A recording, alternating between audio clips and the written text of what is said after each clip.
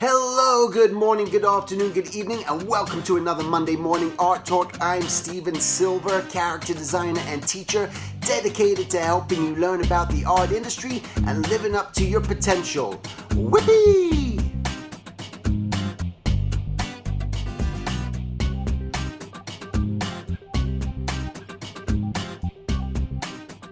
Here we go. All right, welcome to another Monday Morning Art Talk. Today, I'm excited because I have a special guest on here, Nasrin Sheykhi. I said it wrong. Nasrin Sheykhi. Nasrin Sheykhi. I left out the S. See there? See, this is horrible. We're off to a bad start already. Sorry about that.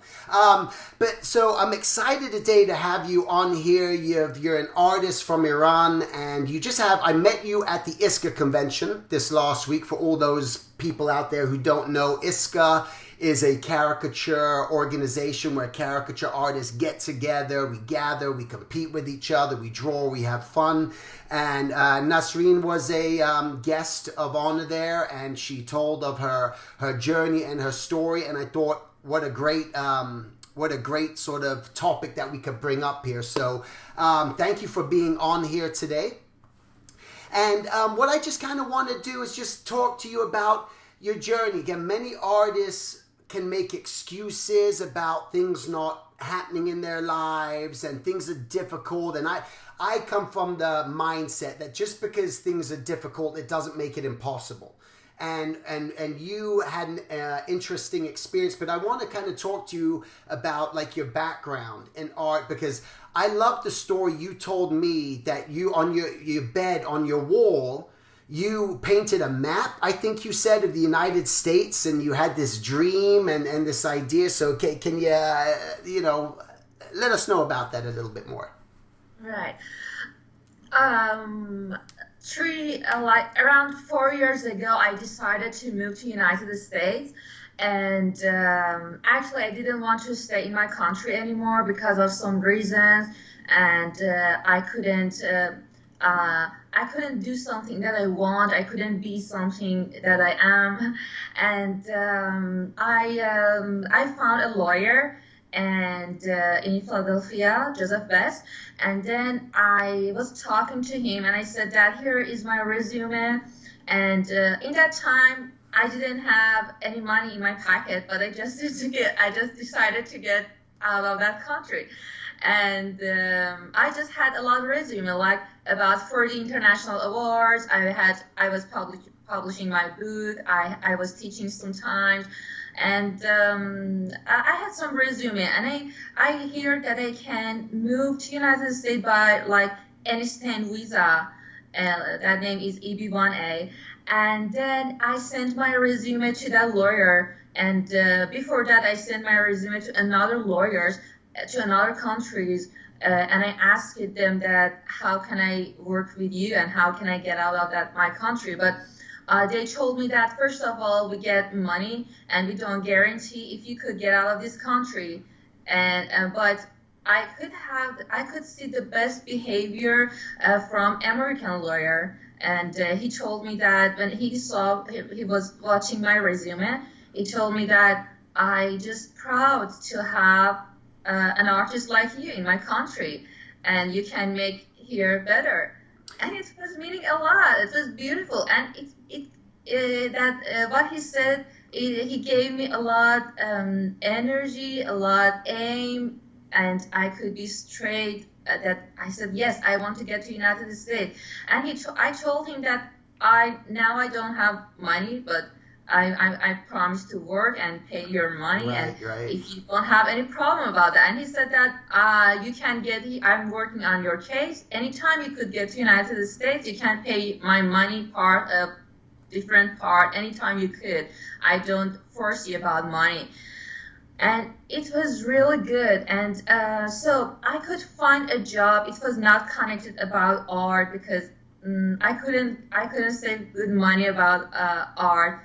and about this style that I love, because I already created my own special style, artist style, and making business with that style was not easy. It was not very popular for magazine or something like that, and I didn't want to ruin it. I prefer to keep that artist style that I created, and then I prefer to go to another job, maybe it was not connected about art. It was about, like, I was head of public relation and graphic designer in a petroleum company in Iran, and it was about engineering company. And so I was working there for like a couple years, and I could save money in that time. At the same time, I had my connection with my lawyer, and I was searching about United States more, and I couldn't speak English. I was practicing to learn a little bit English by myself. Wow, yeah. Yeah, and that's why I can speak with you. And then when he told me, when he his nice behavior made me very very happy, and I could be very I took really my decision to get to United States. And I remember that I had small bedroom, and I was painting in that. I had small desk, and I was painting there. And in front of that desk, I had big wall. And always when I woke up, I was sitting there. It was my computer, my software working, and that wall always was in front of my eye. And in these years, I remember I was 24 in my age, and I was sticking a huge paper there, and I was writing, okay, I am Nasrin, 24 years in my age. And then I said that I have a trip. I have to move from here. I have to go to another place. And I was painting a map, and I was painting a small car, and I said, it's me. And then I was drawing a road, and then I drew a home, and I was writing America. Wow, And then I said to myself, okay, maybe a couple years ago you have to get there. And in that time, I didn't have a lot of stuff, like maybe better resume, maybe my English language, maybe money or connections, and many stuff. So I was writing a lot of stuff, like learning English language, save money, working, make connection in the United States. And I was sticking on my road. And I said that, okay, if I want to start this car and going on to that home, I need to get some energy to get some stuff.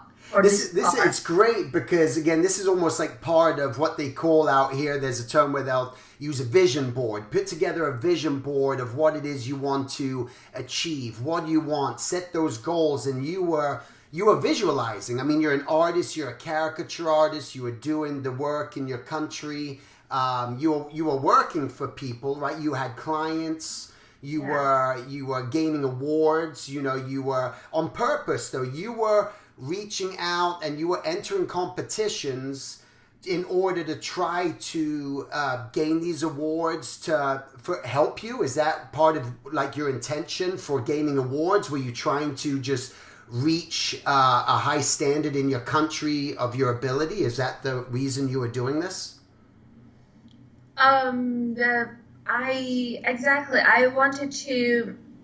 I had some abilities that I felt that country, that place that I was living there was like a small box for me. Mm-hmm. And I was like that, and I felt that I want to stand up. Yes. And I've opened this box. I want to see, what is this world? Where am I living? Yeah. And I want to be myself. I want to be free. I want to walk. I cannot walk in this box. Right. You weren't allowed to. Yeah, and not allowed to work. And that brings up, I remember you saying that, I think you said it was like at 9 years old, all of a sudden you weren't allowed to be a kid anymore. Like all of a sudden you had to, wear the headdress. You weren't allowed to ride your bike anymore. You had to now just be expected to be a wife and a mother. You weren't allowed to really have the freedom to just be you, right? That's like you were. I remember that was interesting.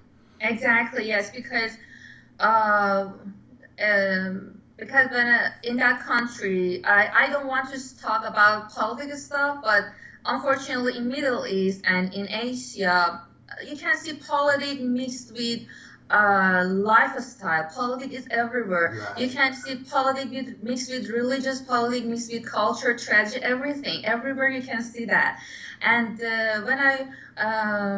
and they control people by that, religious or politics, I don't know. Yeah. And so I remember when I was kid, I was very free, I was very happy, and I still remember those times that how everything was beautiful and how I felt I'm happy that I'm alive in this world, and I was myself. I love biking, I love to running, and I couldn't see any difference between girl and boy. Right. But when I get 9 in my age, I could see from society, from school, from family, they said that, okay, now you are in the age that you should not wear a scarf, you should not going to play bicycle, you should not, and I could see how difference between me and my brothers. They were still happy and free, they were still playing with bicycle, they didn't need to wear scarf, but I had to cover my hair, or I could see my first limited in my life when I was 9 years, and after that I could see more limited and more, and I didn't deserve that because I was a woman, and I still cannot understand it, and it's not fair. And always I had problem about it. I didn't like that, and I was looking forward to my freedoms. Yeah. When I'm talking about freedom, it means that when I was 5 in my age, when I was, that equal things between me and my brothers, and I want to say that there isn't any difference between all people in the world. There isn't any difference between our religion. If we have different religions, if you have different sex, if you have different culture, different color skin, we are all human. Yeah. And I knew it. I felt that that is not fair, and that way influenced on my art style when I wanted to create my special exaggeration, special technique. I felt that I want to show my freedom in my art because I couldn't find that in my personal life. And then, so most of the times I was in my place and I was working because I could see how beautiful freedom, but not in real life. I could see that in my paintings.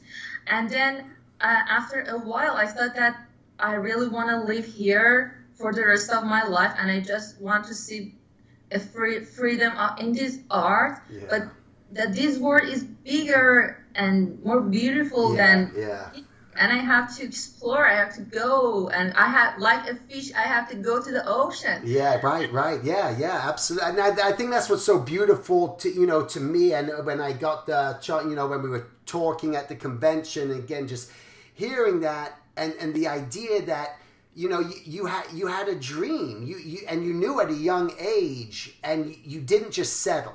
It's like many people, and whether they're living in different countries of the world now and they're listening to this, or they live in a different state in America, sometimes feel trapped and feel like this is it, that's all they have. But the fact that, again, that things are possible to make happen if you want to and you truly believe in it. And that's what it was with you.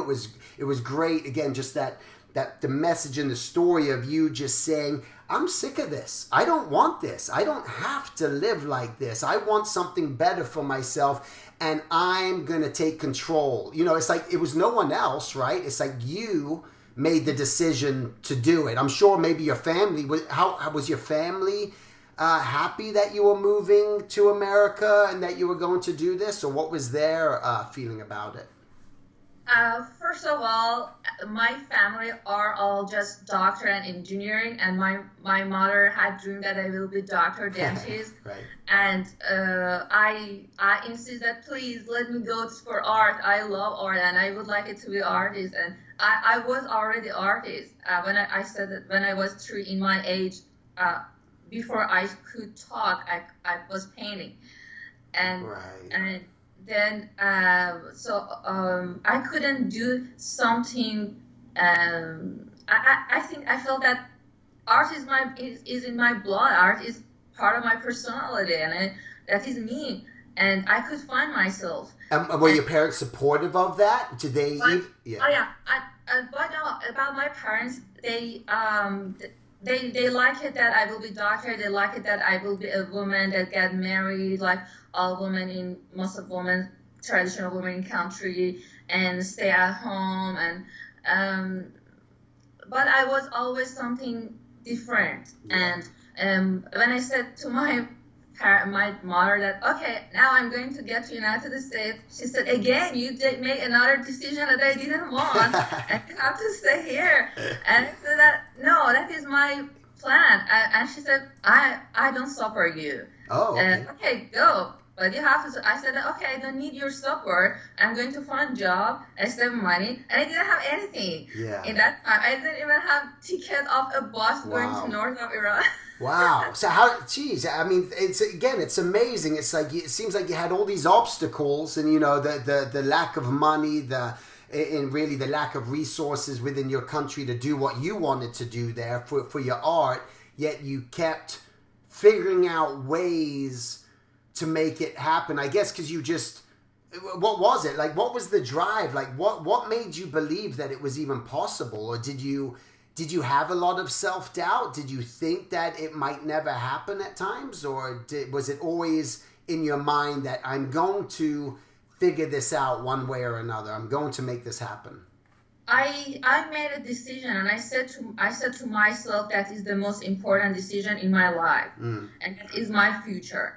And if I could try, I'm trying to do my best. Yeah. If it happened, it's good. If it didn't happen, at least when I got older, I cannot say I wish I did Right. more. At least I did my best. Yeah. So I was trying to do my best. Even I went to a job that I didn't like. That was like engineering and a bit tough. But I had aim. I said that, as I said in my road that I was painted, I said that I have to save money. Yeah. So I had to find a job to save money, and then I had to publish my book. I had to learn English language. I had to read book, create art, sell art, and these things.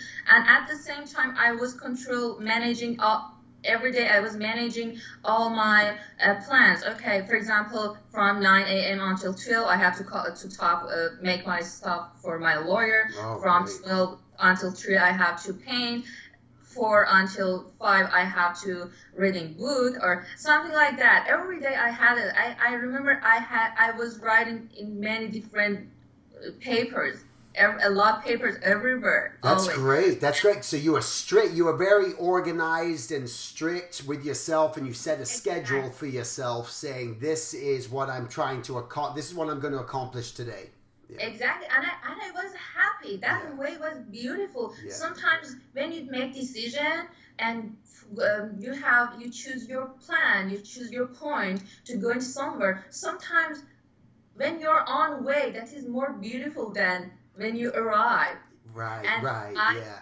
I was enjoying about that time. I was enjoying that because I felt that I have aim, I have plan in my life. Yeah. Yeah. And yeah. even when I was walking, when I'm going to the gym, even when I choose what kind of food what I want to eat, anything, I felt that I have to do something good because I have plan. I wanna, Right. Right.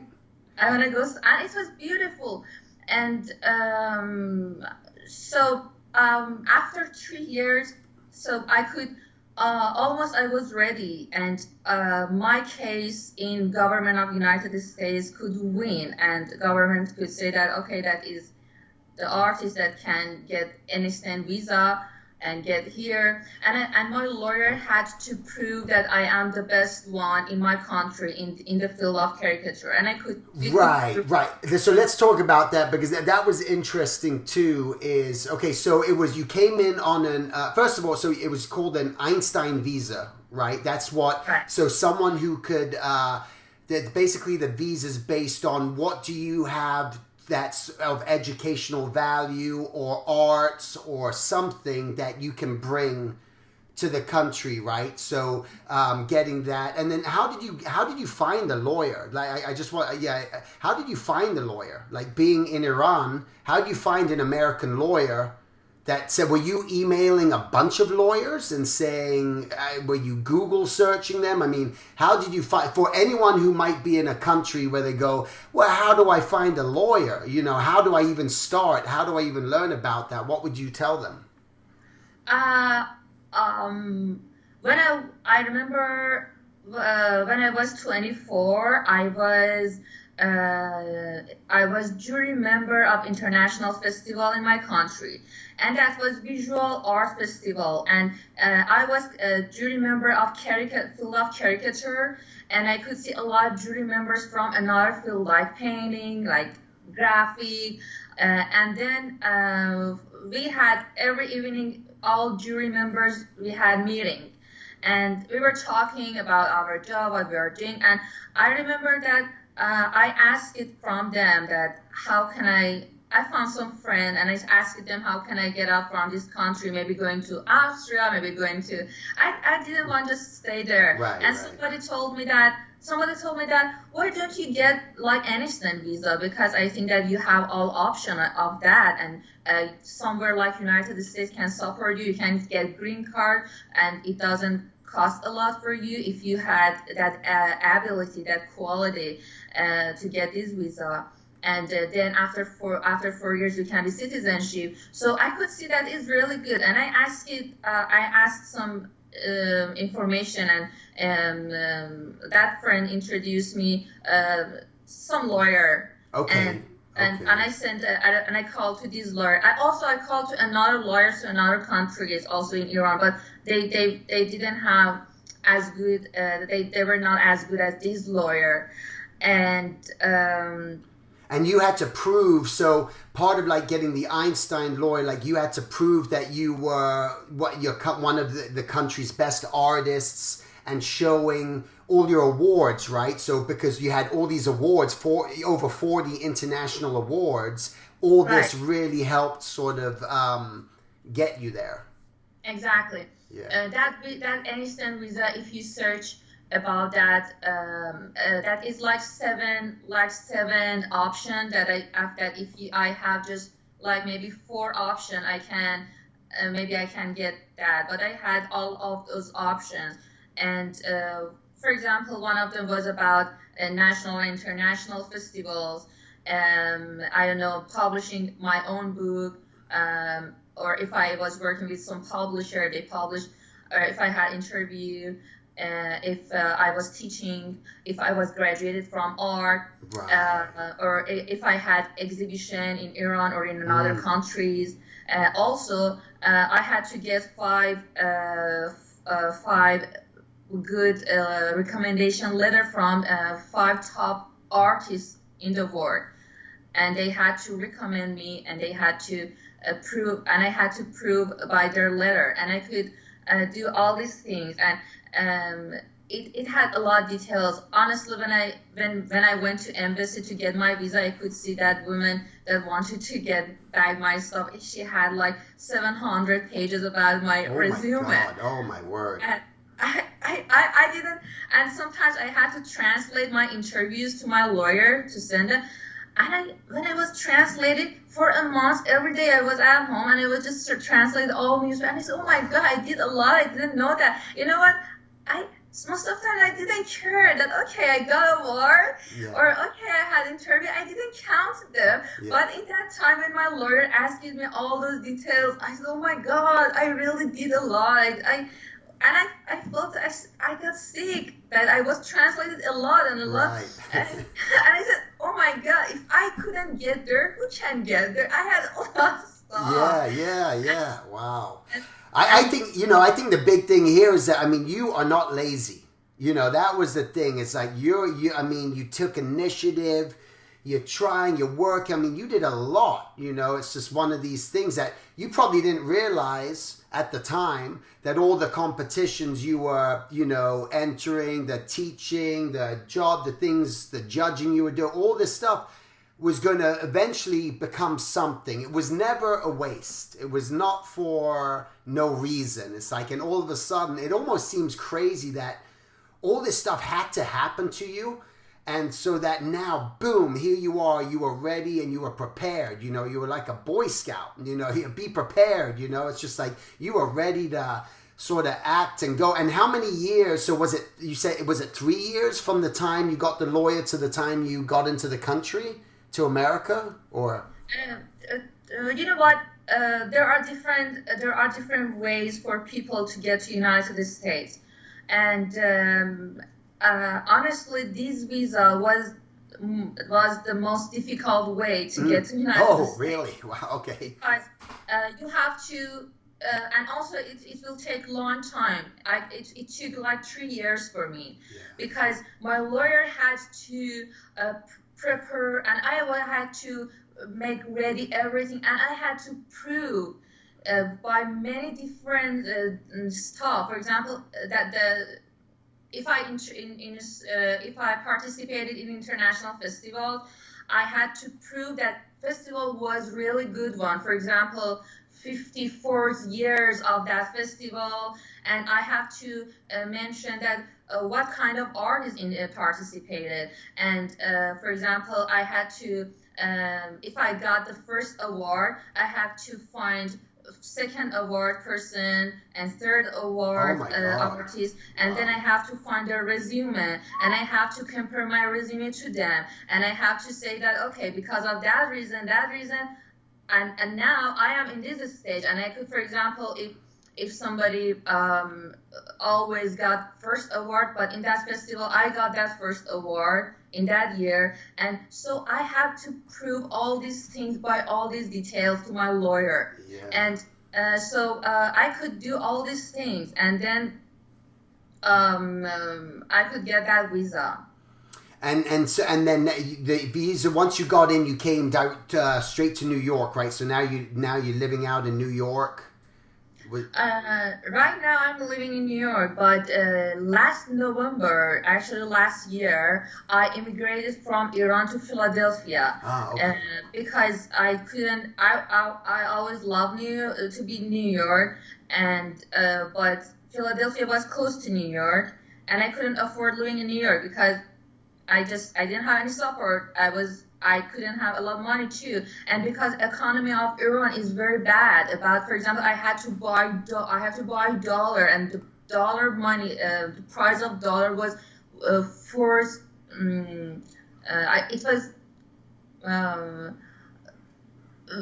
was very expensive. Right. Yeah. I saved a lot of money, and with that money I could buy home and car. Wow. And I could have a nice life in Iran. And were you making a living? So you were making a living as an artist in Iran, yeah? You know what? I was couple years. I was working in that company. Okay. And at the same time, I was teaching too. At the same time, I was working with newspapers, okay. And I was working gallery. I was working around my festivals, send my stuff to festival and get award. And you know what? Because money of art is not enough to afford a good life or to get good money for something like that. Immigration, It was not joke. It was immigration to United States. That's expensive. Yeah, right. Yeah. Yes, but when I moved here, so all my money could just be like $9,000. Wow. Yeah. And because dollar is expensive in Iran, and I could get good money by Iranian by Iranian money, but when I exchanged that to dollar, that could be just $1,000, and I could get my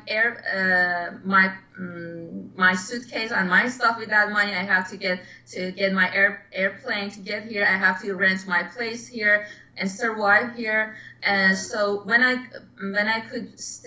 was in Philadelphia, I just had like $5,000 in my account, and sorry, I say all these details. Maybe it's not necessary, but yeah, no. It's definitely interesting because people think, oh, easy. A lot of times people will say, and I've had people say to me, oh, easy for you to say because you're well known now, or this happened to you, or this happened to you. So I think it's important to know that everyone's coming from a different place, and $5,000 isn't that much money at all, to get started. So it's good.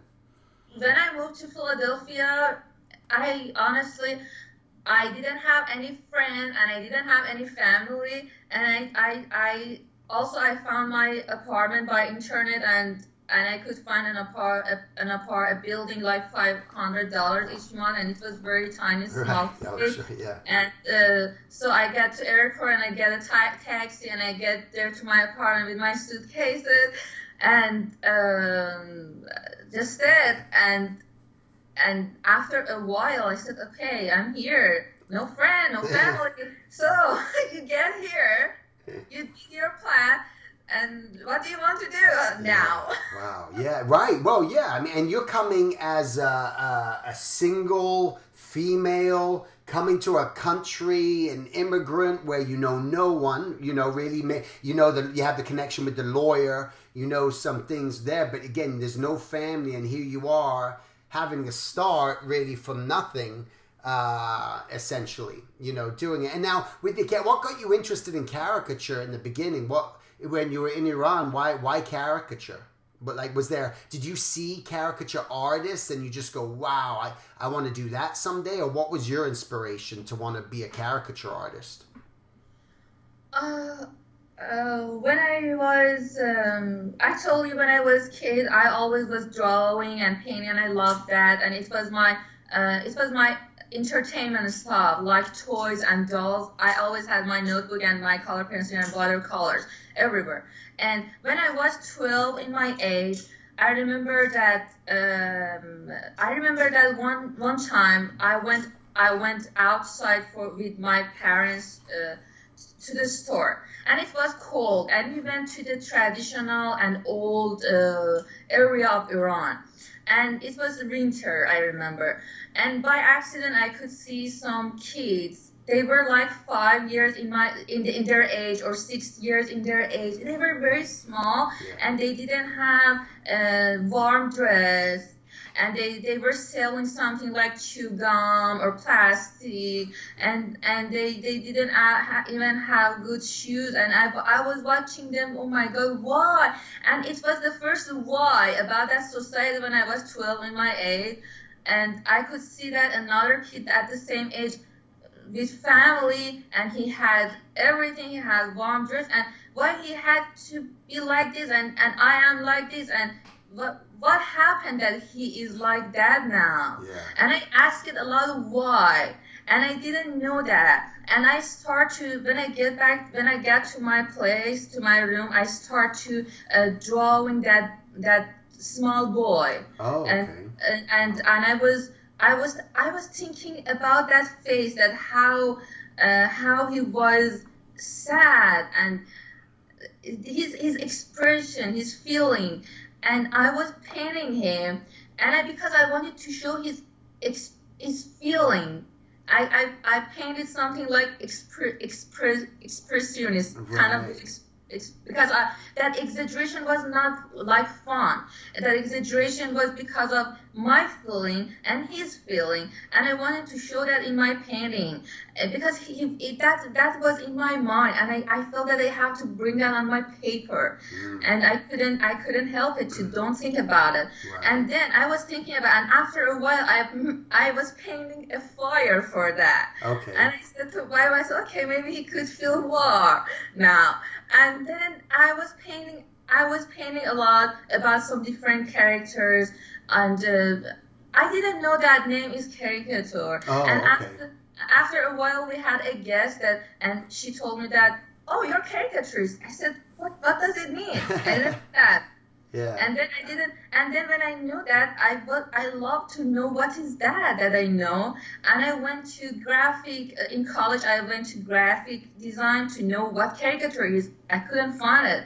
And then I was searching, and I could see a gallery that they had caricature design. I was like 15 in my age in that time. Okay. And then I could understand that there is a caricature group in my city, and I could be member in that group, and I had my first group show, and then I could have my first solo show, and then I had my first award in that city about caricature when I was 15. Wow, okay.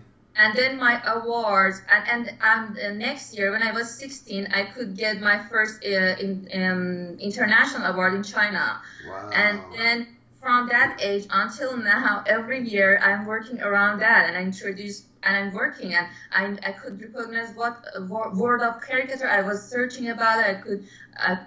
I was reading about history of caricature, and I loved that. I felt that I found my real world with my people. Those caricatures, they were my people of my world, and I felt that they are like kind of my family, and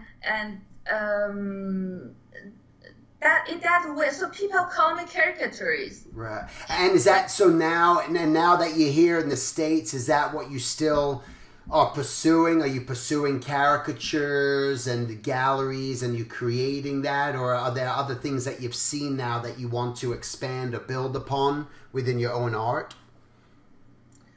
The thing here is a little bit confusing. Okay. This place is very new. Business is different. A lot competition. A lot artists, and so when I get to Philadelphia, maybe nobody do that. That is very risk. Right. Somebody get there with just $5,000. Yeah. My friend called me and told me that go to find a job, any job. Just be sure about that you have salary. Yeah. And don't paint, don't do anything. Oh my God. But I didn't care. I said that I get here to do what I love. Right. Yeah. And I was sitting in my place, and about 4 months in Philadelphia, 4 or 5 months in Philadelphia, I made a new plan. I said that okay, I don't have any paintings because I already sold my paintings before that to a gallery in Miami. And I said that I want to create 30 new pieces.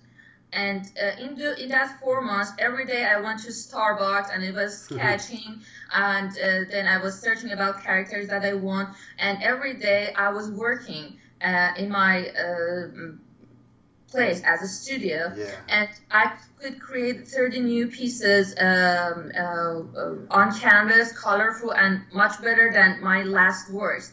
And because I had planned to show in New York, to make my solo show in New York, and after that I moved my stuff to New York to show up my artworks. And then my lawyer told me that do you like that I introduce you to New York Times, your artworks, and make interview with you, because your story and your artworks and the way that you did is very interesting. And I said, why not? Yeah. Exactly. It was the best thing that could happen. And so I get to New York, and a couple days before my exhibition, I had New York Times interview, and after that I could see every day I had new interview with like Huffington Post, France 24 TV, with I don't know, Brut TV, Brut Show, and Fox 5 News. All these medias, they were every day I could see new email from them, and they interested to make interview with me and say that okay, it was very interesting for them also, because I don't know, I did also very small Trump. And, oh right, yeah. And I didn't want, and and my plan about that tiny Trump that was 2 inches by 2 inches, my idea by myself was that I don't want to waste my color canvas and time on political character like Right. Trump. Yeah. And I prefer to put my time on some character that they are my hero and I love them, like Yeah. rock stars that I love Right, them. right. Because you do a lot And of like rock stars and stuff. Yeah. yes, and then 15 minutes. I just spent 15 minutes of my whole life to paint that tiny Trump. And then when I get to New York and I had an interview with New York Times, I could see that they were interested to that tiny Trump. Right. And I made tiny Trump on huge canvas. I wanted to say that that is smaller than what I was thinking. Or, Right, you know, right. Trump made a lot sanctioned and a lot limited. I immigrated in that time to the United States, and almost nobody could immigrate in that Right, time. where everyone was saying it was kind of impossible and you can't do it, yet you were still able to do it. And Yeah. I still, for example, when I wanted to get my visa, that embassy told me that because Trump got president, you have to bring for us job offer. And job offer was very difficult because people can move just by job offer. And in 3 years, I was working on my case, and now I need job offer too. And so it was difficult for me to find that job, but I found it finally. Yeah. And it proved that. And then I could get to United States, and I said, and I could see that when I was paying, when I get here with all those sanctions, with all those bans, and I said that, okay, here, Trump, it's you. You are smaller than I thought. Right. You made a lot of walls. You made a lot of rules that I couldn't get here. But I still did, so yeah. I am here now. Yeah. So you're small and you're just, and I didn't want also to waste my time. But every day I had to talk about Trump with all those media. Well, yeah, I'm sure. Yeah. Because they asked, it was very interesting. They must have thought there was a real, much bigger reason she's painted this small little Trump. It signifies something so big and great, and they read into it in this whole realm. It's like, hey, more press coverage for you, so that's good.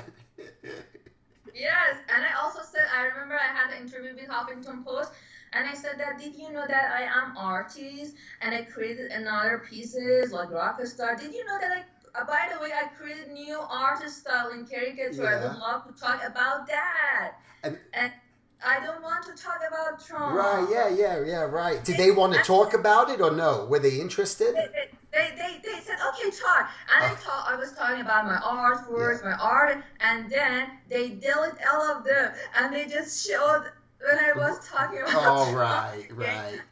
Well, I'm not going to show that. I'm going to show on this. I'm going to show a bunch of your pieces so people can see. But also, I'm going to make sure that I put your link and everything down there so people can see your artwork and all the celebrities like the rock stars and everything you do. Because that's what I resonated with me too with your artwork. It's there's an abstraction, but there's so much feeling in it, and it's identifiable. Like you know who it is, and you see it. But like you said, with what you did with that little boy. And you wanted to capture the feeling, you can see that, in your work because of the sort of the rawness and the looseness of it, And so from now, is your goal now to continue doing caricature for galleries, for editorial? Is that what you want to keep pursuing? Yes, that is the way that I love. That is the way that I am expert in, and I had experience, and I could prove something that I could get here, because before that I was working with galleries, I was working with some media, because I'm not just caricatures, I'm cartoonist too, and I was working like comic strip and cartoon with some magazine before time, and sometimes also I did some character design for like some companies like animation. And yes, and but the thing that I could be famous for in festivals, because I created new field of caricature that all professor in caricature said to me that we didn't have something like that in the history of caricature until now, and you created a new stage, like a new revolution of caricature, and I like it to hear that, because that was my aim. I wanted to be myself and create something new. and something that could be me, even without my name, without my signature. Those festival could recognize that Right. in me, and it was good. Yeah. That's what that's what people are hoping for. A lot of artists are striving to discover their style and try to find a style. And it's like, and style, I think style evolves, and it comes from, again, just experience, and it comes from understanding. So, I mean, your style was formed and came from your experience. It was you could only do that. You could only say it this way, but people noticed that and saw it, and I think that's very important, especially when you want to if you want to get into do galleries or advertising and illustration. It's important to have almost like a style that people recognize that you for, and not like every time look like it's a different artist every time that's doing it. That's what happens in animation a lot, as for where you have to be extremely versatile and draw in many different styles, especially as a designer, to adapt. But I think when you want to be in more of that commercial, the advertising, illustration world, to have an identifiable style is vital and important. And if you have it, I mean, it's a beautiful thing, because a lot of people struggle with that. Oh, I don't have a style. I need a style. I want to find a style. But, like you're saying, it's got to come from within, Yeah, and actually, finding your style is not very easy, because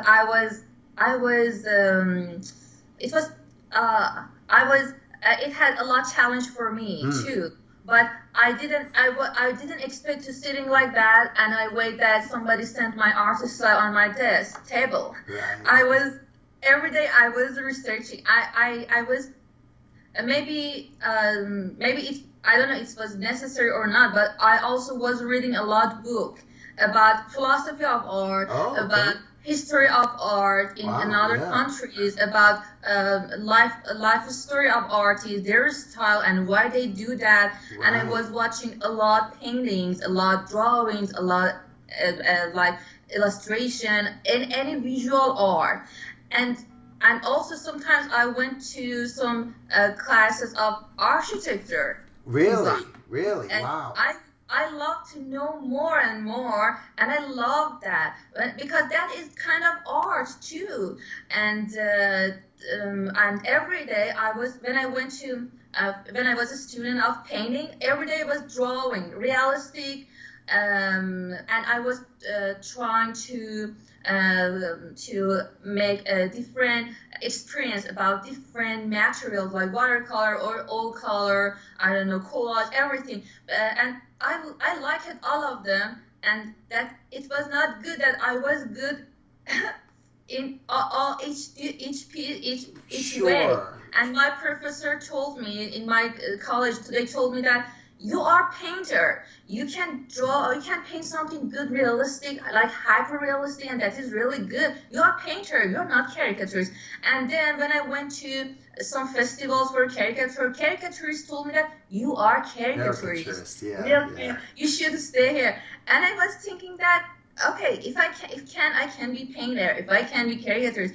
And it was difficult to find my artist style.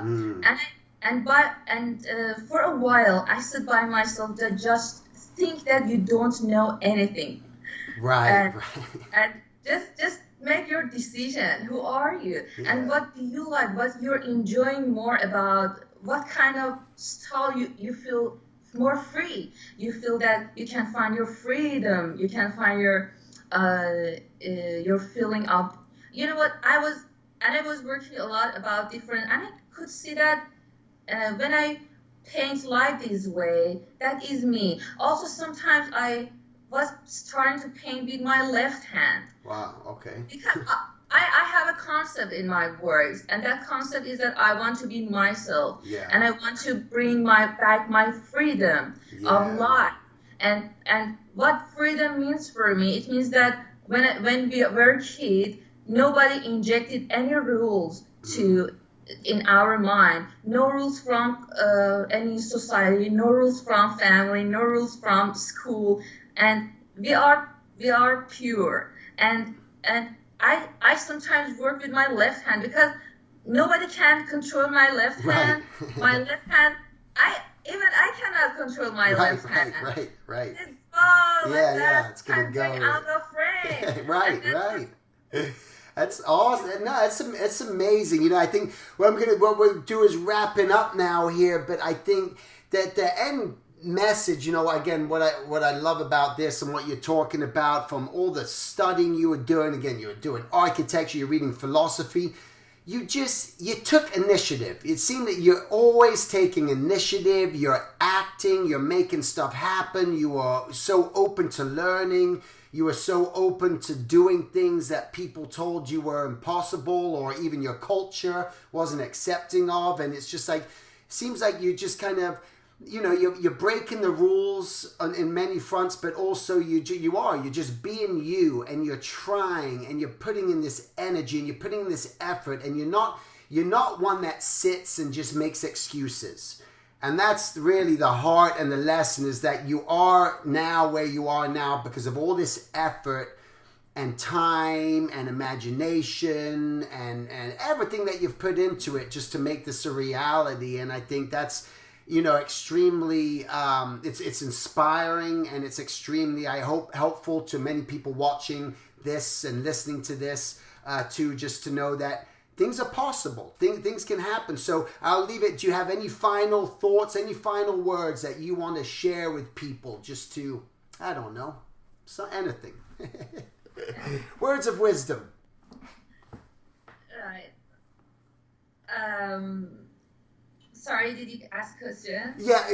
In a way, just like, what's your, like, what, as a final wrap up, like, what would you say to people? Like, words of wisdom, words of encouragement. What would you tell a younger self, or tell someone else who might be a young girl or a young boy either in another country or another state, having this dream that you had too? What would you kind of, you know, if you were to summarize it, what would you tell them? I can say that just find who you are, and what do you like in this world, and find your character, who you are. And when I broke rules, I found my own rules. I didn't break any rules because they were trying to make many different walls around me. I just found my own way. Yeah. And because I could find what I love in this world and what I enjoy more about and in this world.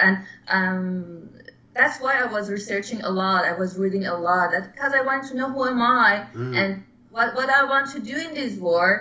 And I was good in painting. I could maybe get a lot of money if I could stay like realistic painter, like hyper realistic painting.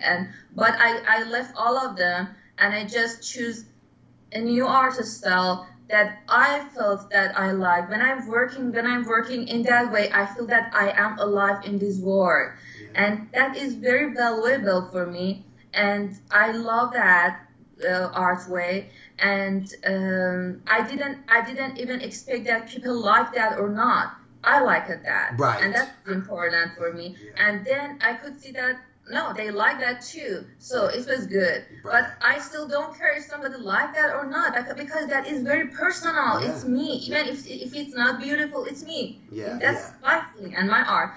So my message is that do just what you like, even if you don't like to. Maybe some people trying to be artists, but when they are thinking by themselves, they think that they like, for example, walking more than painting.